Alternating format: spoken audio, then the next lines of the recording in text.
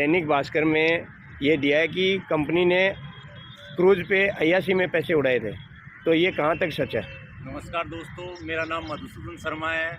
जैसा कि दैनिक भास्कर में खबर छपी हुई है कि कंपनी ने 81 के लिए सिंगापुर वगैरह भेजा, ये सरासर गलत है।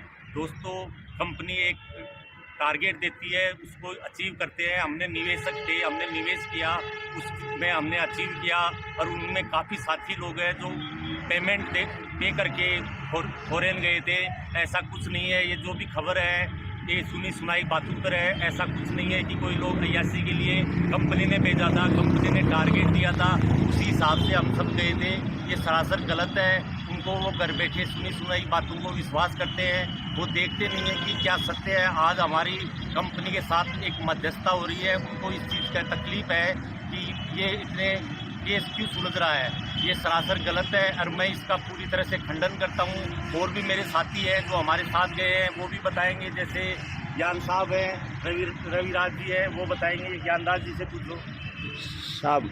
मैं भी सिंगापुर गया था, परंतु कंपनी के अंदर ये भी सुविधा थी कि जो आदमी हर आदमी टारगेट अचीव नहीं कर सकता तो वो अपने पेमेंट से भी विजिट करके आ सकता है। तो उसके अंदर मैं भी मेरे पेमेंट देके मैं उसके साथ विजिट करके आया। सबसे टारगेट तो जो कंपनी ने टारगेट रखा था वो सब आदमी अचीव नहीं कर सकते। जो अचीव नहीं कर सकते थे उनको कंपनी की तरफ से ये छूट थी कि वो अपना पेमेंट से इस विजिट के अंदर आप जाके आ सकते हो, जिसके अंदर मैं भी विजिट करके आया था।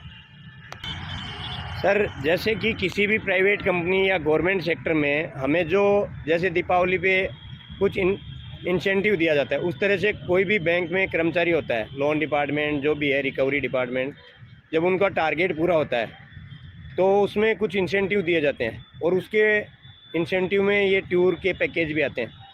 तो ये सब करना क्या एक 81 में आता है, ऐसा दैनिक भास्कर का कहना है। तो इसके बारे में आपका क्या कहना है? ऐसा आजकल जनरली सभी जगह होता है, बैंक हो चाहे कोई कंपनी हो। जो भी लीडर को या जिनको टारगेट मिलते हैं वो टारगेट काफ़ी अच्छा अचीव कर लेते हैं, या जैसे भी वो टारगेट अचीव करते हैं उनको दिया जाता है। ये कोई गलत नहीं है। ये एक अपने टारगेट अचीव करने के लिए उसको प्रोत्साहन दिया जाता है, और प्रोत्साहन आजकल कोई नहीं लेना चाहता। हर डिपार्टमेंट में प्रोत्साहन राशि और जो उनको अचीवमेंट दिए जाते हैं वो मिलते हैं, और वही सभी ने किया था। ऐसा ही सेम इस कंपनी ने किया था, जो उनके अचीवमेंट थे वो उनको दिए गए।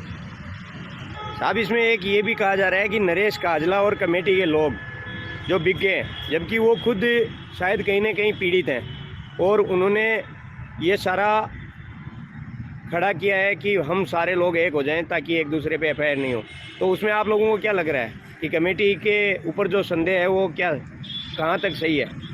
मैं सत्यनारायण सिंह भदौरिया ग्वालियर से बिलोंग करता हूं, और जो भी इस चीज़ को ये कह रहे हैं कि नरेश काजला जी बिक गए हैं या उन्होंने कुछ ऐसा किया, ऐसा मुझे नहीं लगता है कि वो कहीं बिक गए हैं। और वो जो काम कर रहे हैं इतना सराहनीय काम, जो कि मैं समझता हूं कि जो यहाँ पे धरना स्थल में पहुँच नहीं रहे हैं या उस चीज़ के बारे में ग्राउंड रियलिटी को समझ नहीं रहे हैं, वो ही लोग इस चीज़ पे सवाल उठा रहे हैं। अगर वो यहाँ होते तो उस चीज़ के बारे में ना तो वो सवाल उठाते और ना ही ये कहते कि नरेश काजला जी बिक चुके हैं। अगर बिक जाते तो इस स्टेज तक जो मेरी जो कार्रवाई चल रही है और जहाँ से मैं संतुष्ट हूँ, मैं यहाँ पे 19 तारीख से लेके अभी तक मैं धरना स्थल में यहाँ बैठा हूँ। मुझे ऐसा कोई नहीं लगता है कि कोई बंदा हमारी कमेटी में बिक गया है और जो वो अपने हट के कोई काम कर रहा हो। और साहब, ये जो दैनिक भास्कर में एक न्यूज़ हो रहा है जिसमें वो बोल रहे हैं कि किसी पार्क में लोगों को बुला के समझाइश की जा रही है, जबकि वीडियो जो उन्होंने अपलोड किया है उसमें शहीद स्मारक दिखाया जा रहा है। तो तथ्यों को तोड़ मरोड़ के दिखाया जा रहा है और ये भी दिखाया जा रहा है कि बहुत सारे लोग हमारे संपर्क में हैं। तो हम तो कोशिश ये कर रहे हैं कि इसको सुलझाने की, और उसको तोड़ मरोड़ के जो दैनिक भास्कर दिखा रहा है उसके लिए आप लोगों का पब्लिकली क्या मैसेज है?